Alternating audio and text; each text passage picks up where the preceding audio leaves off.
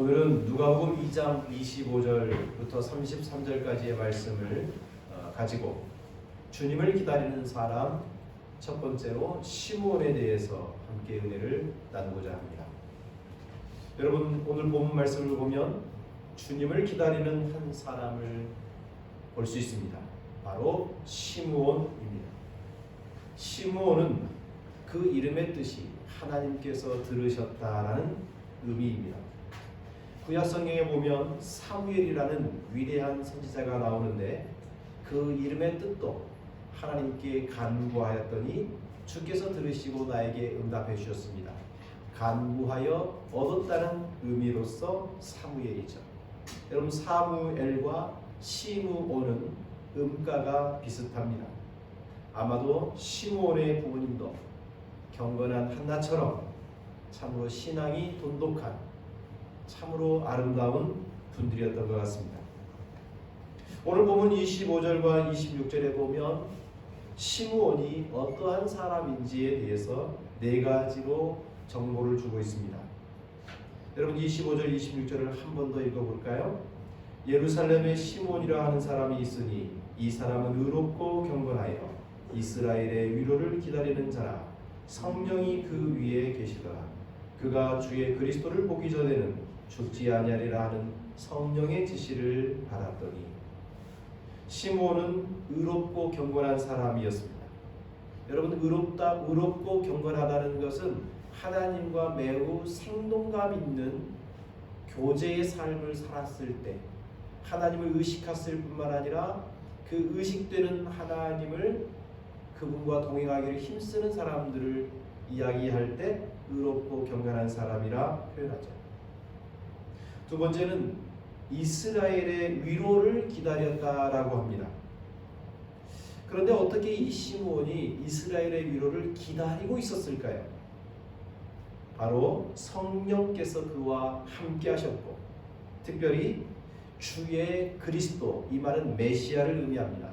메시아가 메시아를 보기 전에는 죽지 않을 거라는 성령의 지시를 받았기 때문에 그는 이스라엘의 위로를 기다리고 있었다라고 성경은 말해주고 있습니다. 우리가 이 시간 주목하고자 하는 것은 시므온이 간절히 무엇인가를 기다리는 사람이었다는 것입니다. 여러분, 기다림을 좋아하는 분들 계십니까? 우리 여기 하영이 기다리는 거 좋아해요? 벌써 고개를 절레절레 흔듭니다. 기다리는 것을 좋아하는 분은 별로 없을 거라 생각합니다. 세계 각국의 여행지마다 한국인을 보면 빨리빨리 라는 말을 건넨다고 합니다. 그만큼 우리 민족은 어딜 가든지 기다림이 익숙하지 않는 서두름이 지배적인 민족 같습니다. 지체되는 것을 견디지 못하고 무엇이든지 신속하게 결과를 보고 싶어 하는 것, 그래서 빨리빨리 우리도 쉽게 자주 사용하는 말들이죠. 그러나 기다림은 매우 중요한 것입니다. 모든 일이 이루어지고 열매를 거두기까지는 기다림이 필수입니다. 만약 지루하다고 해서 기다림을 단축시켜버리면 어떤 일이 벌어질까요? 나비가 누의 고치를 뚫고 나올 때 힘겨운 시간을 견디고 지내야 합니다. 만약 그것을 관찰하는 사람이 나비가 너무 힘들 것 같아 그 고치를 인위적으로 찢어버린다면 나비는 고치에서 나올 수 있지만 하늘을 날 수 있는 능력은 갖지 못한다고 합니다. 농부는 씨를 뿌리고 가꾸고 거두기까지 1년의 기다림을 매년마다 반복합니다. 엄마는 태아를 뱃속에 품고 10달을 기다립니다. 만약 그 기다림의 과정이 지나치게 단축되어 버리면 아이는 태어나도 건강치 못합니다. 그러나 대부분의 사람들은 이 기다림의 시간을 불안하게 여기고 초조하게 하고 생각하고 불필요한 것으로 생각하여 어떻게든지 단축시키려는 시도를 계속합니다. 그러나 모든 살아있는 존재들은 기다림을 통해서 태어나고 기다림 속에서 성장하고 기다림 속에서 배우며 성숙해 간다는 것을 우리는 너무나도 잘 알고 있습니다. 이처럼 기다림은 인생에서 중차대한 과정이며 동일하게 신앙생활에서도 필수 불가결한 시간입니다. 인내, 연단, 기다림은 우리의 신앙을 성숙시키는 꼭 필요한 요소인 거죠. 성탄절을 기점으로 앞선 4주간을 대림절 시즌이라고 합니다. 대림절이란 쉽게 말하면 예수님의 오심, 아기 예수로 오시는 그 주님을, 그 탄생을 기다리면서 뭔가 준비하는 기간이죠. 오늘은 대림절 넷째 주일입니다. 우리 교회는 그동안에 대림절이라는 용어들을 쓰지 않았지만 기도하면서 주님의 오심에 대해서 함께 공동기도문을 통해 준비했습니다. 하나님은 아주 오래전에 한 가지 프로젝트를 준비하십니다. 죄 때문에 완전히 황폐해진 이 세상을 구원하기 위한 사랑의 시나리오를 쓰셨습니다. 그리고 그 시나리오대로 일을 시행하셨는데 일명 메시아 프로젝트라고 할 것입니다. 그런데 성경에 보면 이 엄청난 메시아 프로젝트를 수천 년 전에 계획하셨다는 사실을 알게 됩니다.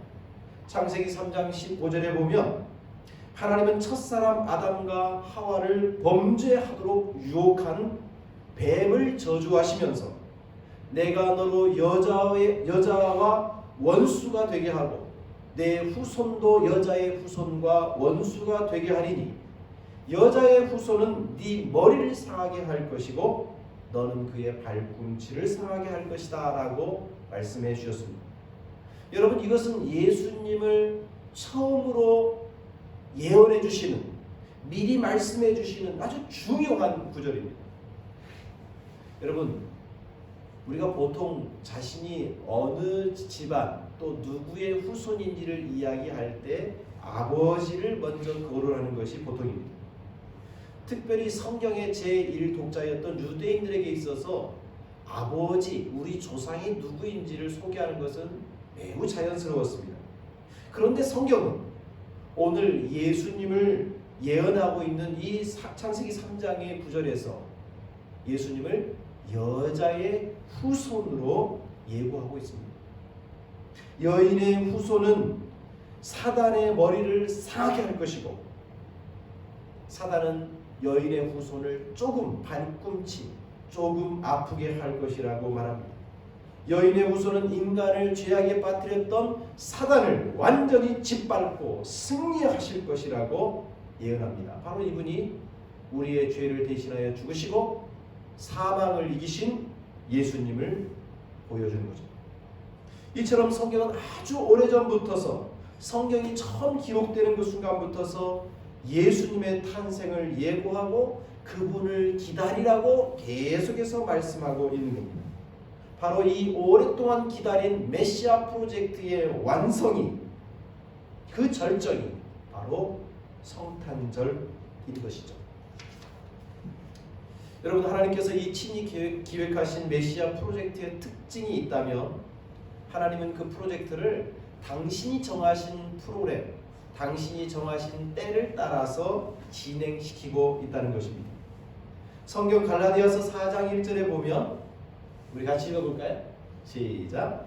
때가 참에 하나님이 그 아들을 보내사 여자에게서 나게 하셨다라고 했습니다. 때가 참에. 그러나 하나님은 사람이 만든 때, 사람이 만든 시계나 달력이나 스케줄을 따라 일하시는 것이 아니라 하나님이 정하신 때를 따라 일하시는 분입니다. 이미 말씀드린 대로 창세기 3장에 여인의 후손, 즉 메시아를 보내주겠다고 약속했지만 이스라엘 백성들이 기대했던 것처럼 빨리 오지는 않았습니다. 1000년이 지나도 안 오고 2000년이 지나도 안 오고 세월이 지나가도 메시아에 대한 예고는 있지만 그분은 오시지 않았습니다. 그렇게 수천 년의 세월이 지나가 버렸습니다. 인간의 입장에서 보면 하나님은 참으로 느리고 답답하게 일하시는 분처럼 느껴집니다. 하나님은 도무지 서두르는 법이 없어 보이는 참 만만디 여유로우신 분처럼 느껴집니다. 여러분, 우리도 기도할 때마다 그런 것을 종종 느낍니다. 우리는 하나님의 응답이 하루라도 빨리 왔으면 좋겠다, 그렇게 마음을 품고 기도하지만 왠지 하나님의 기도의 응답은 더디게만 느껴지고, 아니 응답되지 않는 것이 응답은 안 주시는 것 아닌가 하는 불신의 마음이 종종 듭니다. 물론 때때로 신속하게 응답되기도 하지만 대부분 믿음의 인내를 가지고 기다리라라고 하시는 것처럼 느껴지는 것이 우리의 실상입니다. 교우 여러분, 왜 하나님께서는 우리의 호소와 탄원에도 불구하고 서두르시지 않는 걸까요? 하나님은 자신이 정해놓은 때를 따라 일하기 때문입니다. 여러분, 성경에 보면 하나님이 때를 따라 일하신다는 것이 얼마나 많이 언급되는지 모릅니다. 때를 따라 비를 내려주시고, 때를 따라 먹을 것을 주시고, 천하 만사에 다 때를 정해주시고, 때가 되면 여호와께서 속히 이루실 거라고 말하고, 때가 찼으므로 하나님 나라가 오게 하시고, 때가 찬 때 주님께서 다시 오실 거라고 성경은 계속해서 하나님의 때를 따라 일하시는 분이라고 말씀합니다. 그렇기 때문에 하나님이 정하신 그때는 반드시 성취되고 그때는 반드시 이루어지기 때문에 굳이 서두를 필요가 없는 겁니다. 하나님은 당신의 때를 따라 일하시지만 그 때에는 어떤 것도 그 때를 막을 수 없고, 그 정해놓은 시간, 그 정해놓은 방법, 그 정해놓으신 성취를 누구도 해할 수 없기 때문에 하나님은 자신의 스케줄을 매우 여유롭게 진행하고 있는 것이죠. 우리 입장에서는 내가 원하는 때가 최선이라고 생각합니다. 그러나 하나님의 때가 최고의 순간입니다. 우리는 우리의 생각이 가장 좋은 거라고 생각하지만 하나님은 당신의 뜻이 가장 의로운 것이라고 말씀합니다. 우리 생각에는 내 방법대로 하는 것이 가장 좋은 결과를 가져올 것 같지만 하나님은 당신의 방법이 최상이라고 지금 말씀하고 있는 거죠. 그래서 그분은 서두르지 않고 우리로 하여금 기다리라고 믿음을 갖고 신뢰하라고 말씀하고 계십니다. 그런데도 사람들은요, 기다리는 동안 너무 지체되어서 문제가 발생하지 않을까라고 생각합니다. 지금 당장 하나님이 일하시지 않기 때문에 문제가 발생할 것처럼 불안해하고 서두르고 그러다가 악수를 두고 말죠. 다시 말씀드리지만 그러나 절대로 그렇지 않습니다. 성경에 기록된 많은 이야기들을 보면 기다리기 때문에 문제가 되는 게 아니고 기다림을 포기했을 때 문제거리들이 발생하기 시작합니다. 창세기 16장의 아브라함의 이야기는 매우 대표적입니다. 하나님께서 아브라함에게 아들을 주시겠다고 약속합니다. 아브라함은 그 약속을 가슴에 품고 하나님의 말씀을 따라 가나안으로 떠납니다. 하나님을 믿은 거죠. 그 약속을 신뢰한 거죠. 그러나 고향을 떠나고 1년이 지나고 2년이 지나고 10년이 지났지만 하나님이 아들 주겠다고 하는 약속이 이루어지질 않습니다. 그러자 그 기다리는 과정에 지쳐버리고 불신이 밀려들면서 자기 스스로 이 문제를 해결해야겠다고 고민합니다. 그러다 사례가, 여보, 하갈이라고 하는 내 여종이 있잖아요. 여종 하갈을 통해서 태어난 아이도 내 아들이니까 우리 그렇게 하는 게 좋지 않겠어요? 라고 제안하자 아브라함 또한 그렇게 하자고 결정합니다. 약속을 믿지 못하고 기다림을 포기한 것입니다. 그 일로 말미암아 태어난 인물이 이스마엘입니다. 그런데 이 이스마엘은 나중에 약속을 따라 태어난 이삭과 두고두고 갈등의 관계를 만들고, 이삭의 후예되는 이스라엘과 이스마엘의 후예가 되는 아람 민족은 지금까지도 갈등하며 어렵고 힘든 분쟁을 겪고 있습니다. 아브라함이 기다렸기 때문에 문제가 아니었습니다. 기다림을 포기했을 때 문제거리를 만들고 말았습니다. 여러분, 기다린다고 해서 절대 무슨 일이 벌어지지 않아요. 하나님께서 약속하시면 기다리는 과정도 하나님께서 일하고 있는 시간입니다. 하나님의 약속을 믿고 기다리는 과정 속에서 만약 어떤 문제가 일어난다면 그것은 절대로 치명적인 문제가 아니에요. 오히려 그 문제를 통하여 더 하나님께 가까이 그 약속을 믿고 신뢰할 수 있는 동기로 바꿔야 됩니다. 그렇게 될 때 하나님은 당신이 정하신 때에 누구도 막을 수 없는 당신의 위대한 일들을 이루기 때문입니다. 여러분, 우리가 하나님의 약속에 대한 기대가 꺾일 때, 그래서 기다림을 포기하게 될 때 우리에게 나타나는 현상 중에 하나는 하나님의 약속의 위대함을 너무 작게 봅니다. 그리고 현실적인 것에 마음이 빼앗겨 버립니다. 그래서 내일은 작아 보이고 현실이 너무 중요하게 보입니다. 희망과 소망보다 당장에 해결해야 될 일들이 더 중요해지고, 그래서 결국 다시 오시마 약속하신 주님에 대한 믿음과 신앙의 삶이 해이해지게 되는 거죠. 교우 여러분, 신앙의 본질은 하나님의 약속을 품고 기다리는 것입니다. 그러기에 이 성탄절을 준비한 이 기다리는 대림절, 굉장히 중요한 절기죠. 우리는 이 기간 동안 우리의 기다림의 신앙의 상태를 한번 살펴봤으면 좋겠습니다. 당장의 현실의 문제에 파묻혀서 다시 오시마 약속하신 예수의 약속을 잊어버리고 살고 있지는 않습니까?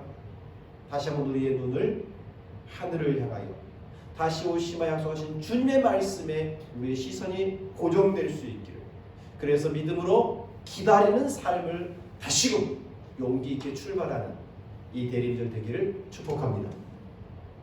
오늘 본문에 보면은 기다리는 사람 시므온이 간절히 기다리고 있는 것이 무엇입니까? 오늘 이스라엘의 위로를 기다렸다라고 말합니다. 여러분, 이스라엘의 위로, 이게 도대체 무슨 의미일까요? 여러분, 시므온이 이스라엘의 위로를 기다렸다고 했는데, 이 이스라엘의 위로라는 단어는 이사야 선지자가 예언했던 그 말씀에서 왔을 거라고 저는 확신합니다. 이사야 30장 1절에 보면 너희의 하나님이 이르시되 너희는 위로하라, 내 백성을 위로하라. 여러분, 이사야서를 보면 하나님께서 백성을 위로하시는 장면을, 메시지를 계속 반복적으로 볼 수 있습니다. 바로 이 이스라엘의 위로라는 단어는 바로 이사야 선지자의 예언에서 나온 것이라고 확신해요. 그걸 이사야서에 기록된 내 백성을 위로하라 하신 이 하나님의 촉구는요, 이스라엘에게 베풀어 주시는 종말론적인 하나님의 구원과 매우 밀접한 관계를 가지고 있습니다. 이스라엘 백성에 대한 위로는 하나님이 베풀어 주는 위로예요. 여러분, 내 마음이, 위로라는 말이 그거잖아요. 우리의 마음의 슬픔과 고통을 덜어주는 행위잖아요. 여러분, 우리가 지금 힘들고 어려울 때 우리의 무거운 짐을 덜어주는 게 위로잖아요. 근데 누가 진정한 위로가 됩니까? 어떤 사람? 네. 우리는 사람에 살면서 사람끼리 위로하고 위로를 받기도 합니다. 그런데요, 절대적이지 않잖아요. 나를 위로해주고 나를 사랑해주고 나를 행복하게 해줬던 사람 때문에 어느 한순간 나는 너 때문에 죽겠어 라고 고통을 받잖아요. 그러나 하나님은 절대로 그런 분이 아니시죠. 그분은 우리를 반드시 위로해 주시는 절대자, 위로자 되시는 거죠.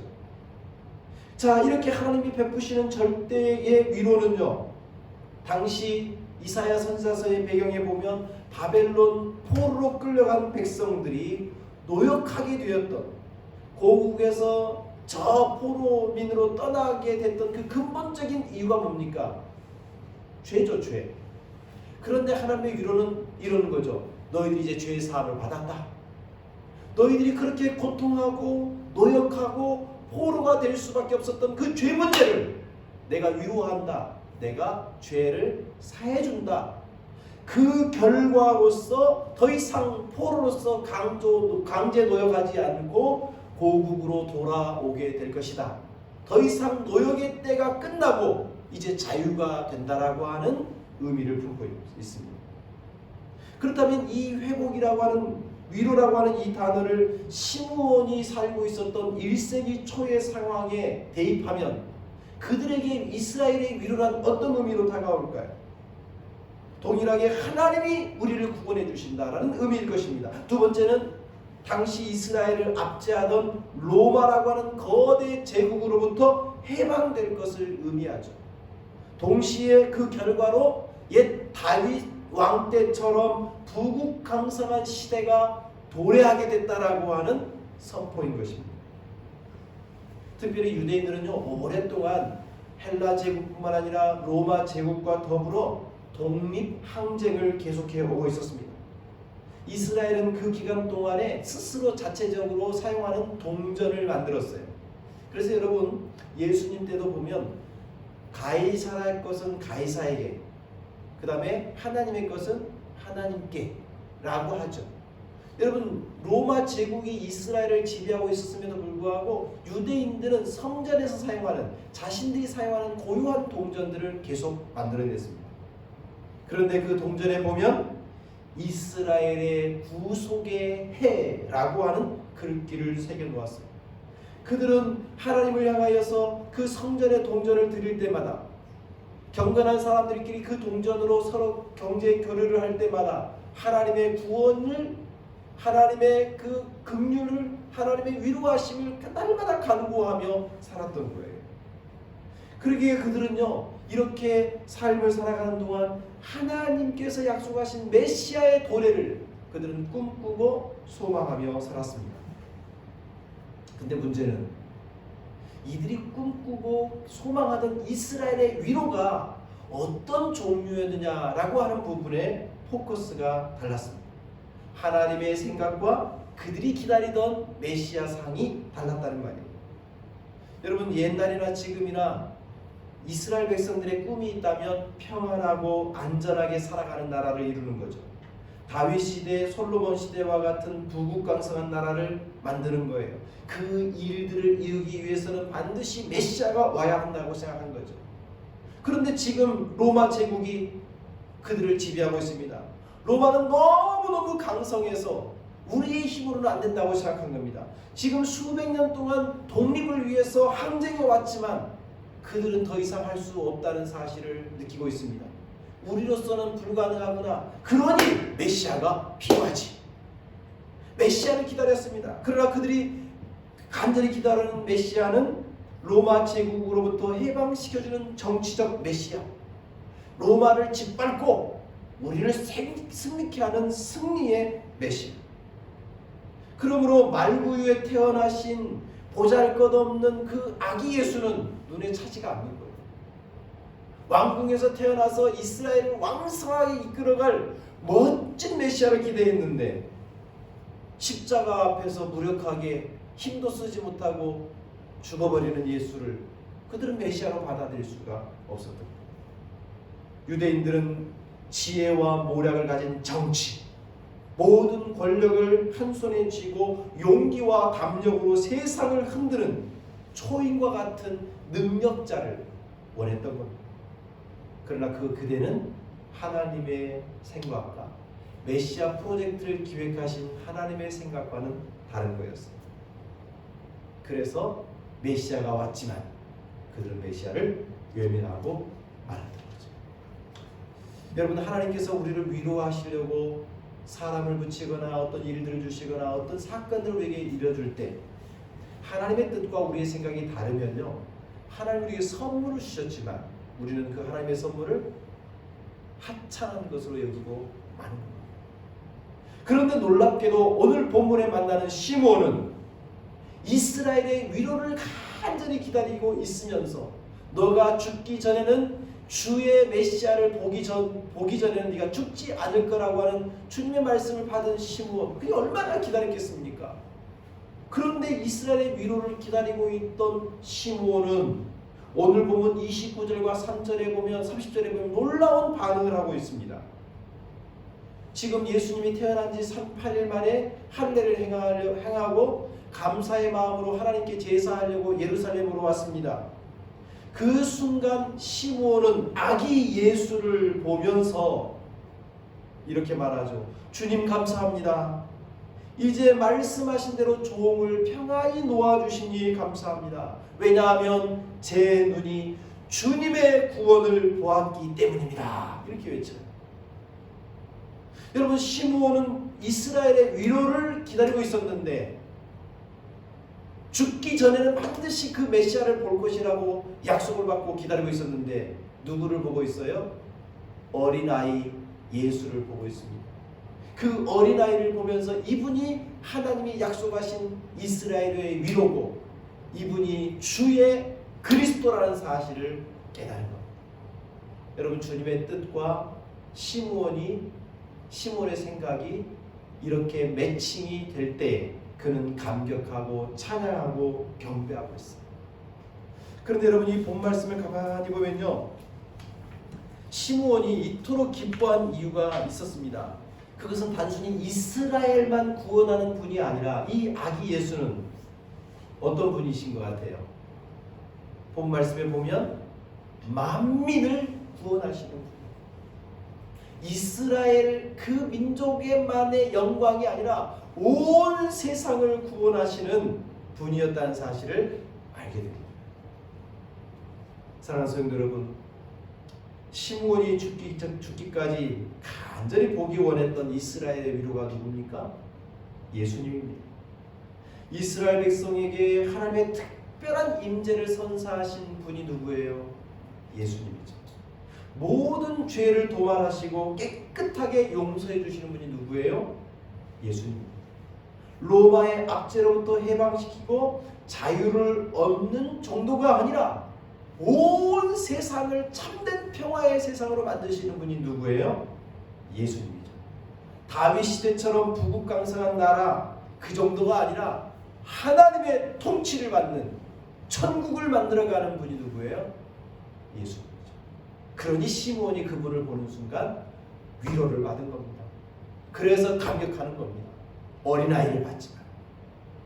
여러분, 여기서 우리 중요한 교훈이 있어요. 우리가 하나님의 뜻대로 하나님의 뜻과 나의 생각이 일치할 때 우리는 세상이 보지 못하는 것을 볼 수 있게 돼요. 세상은요, 겉만 봐요. 그러나 하나님은 사람의 중심을 보시죠. 은밀하게 감춰진 것을 보시죠. 사람들은 겉으로 가꾸어진 것만 봅니다. 물론 오래 사귀다 보면 그의 가꾸어지지 않는 모습도 알고 또 그의 내면에 감춰진 인격의 또 다른 모습도 알아가는 것이 보통이긴 하지만 일반적으로는 어때요? 일단은 외모를 보잖아요. 우리 하영이도 우리 예준이도 누구를 만나거나 사귈 때 외모에 현혹되지 않는 그 내면까지 통찰해 볼 수 있으려면 하나님의 도우심이 필요해요. 그래서 누구를 사귀고 교제할 때 저분이 하나님에 대해서 어떤 마음을 품고 있는지 어떤 생각으로 그가 인생을 살아가는지를 볼 수 있는 그런 도움이 필요해요. 그러려면 오늘 시므온에게 그런 시각을 줬던 성령의 함께하심, 성령의 지시하심이 우리에게 있어야 되겠죠. 아멘. 하나님의 뜻, 하나님의 깊음까지 통찰하시는 성령의 도우심을 우리가 받을 때 이처럼 세상의 기준에 현혹되지 않고 하나님의 뜻을 따라 바르게 볼 수 있고, 그래서 감격하며 행복하며 평안 가운데 삶을 살아갈 수가 있는 거예요. 여러분, 이 성탄절을 기다리는 이 대림절에 성령께서 여러분 마음 가운데 주시는 음성에 귀 기울여 보십시오. 이 성탄절기를 내가 어떻게 지내야 될 것인가, 그리고 또 앞으로 내가 인생을 살아가는 동안에 어떤 마음과 태도를 살아가야 될지 성령님께 다시 한번 도움을 구하며 그분 앞에 우리 자신을 무릎 꿇을 수 있기를 소망합니다. 일주일에 한 번 성탄절이 돌아오죠. 1년에 한 번, 일주일에 한 번이라요. 1년에 한 번씩 성탄절이 돌아오는데, 그러나 그 돌아오는 성탄절, 이번 돌아오는 성탄절을 통해 그 주님과 함께 살아간다면 평생이 성탄절 되지 않겠어요? 우리 그렇게 평생 주와 함께하는 매일매일 크리스마스와 같은 기쁨과 축제의 인생을 살아가는 우리 모두가 되기를 축복합니다. 기도하겠습니다. 하나님 아버지, 오늘 주님을 기다리는 사람 시므온의 모습을 보면서 우리가 어떤 것을 배워야 하는지 다시 한번 생각하게 됩니다. 기다림은 필수적인 것입니다. 기다리기 때문에 문제가 아니라 기다림을 포기했을 때 문제가 된다는 사실을 이 시간 발견합니다. 하나님 우리에게 기다리게 하실 때 그 기다림의 과정 속에서도 여전히 하나님은 일하고 있음을 믿고 그 신뢰를 기초하여 약속을 끝까지 믿고 가는 우리 기쁨의 가족들 되게 해 주옵소서. 주님, 시므온은 세상 사람들이 가진 기준이 아니라 하나님이 가르쳐 주신 기준을 갖고 있었습니다. 모두들 정치적 메시아, 권력의 메시아를 꿈꾸고 있었지만 그러나 시므온은 주님의 약속의 말씀을 따라 어린아이로 우리를 위해서 고난받으시고 우리를 위해서 죽으시고 그래서 우리를 구원해 주시는 이 하나님이 주신 메시아를 마음에 품고 있었습니다. 아버지, 이 일은 성령을 통하여 가능한 것이었다고 성경은 말해주고 있습니다. 하나님 우리에게도 날마다 성령으로 깨어있게 하시고 성령으로 주의 음성을 듣게 해주시고 성령을 통하여 성령과 함께 주님과 동행하는 우리가 되게 해 주옵소서. 그래서 성탄절에 이제 예수님을 가슴에 모시게 하시고 평생 동안 주와 함께 동행하는 매일 아버지 축제와 같은 기쁨의 삶을 살아가는 우리가 되게 해 주옵소서. 예수님의 이름으로 기도드립니다. 아멘.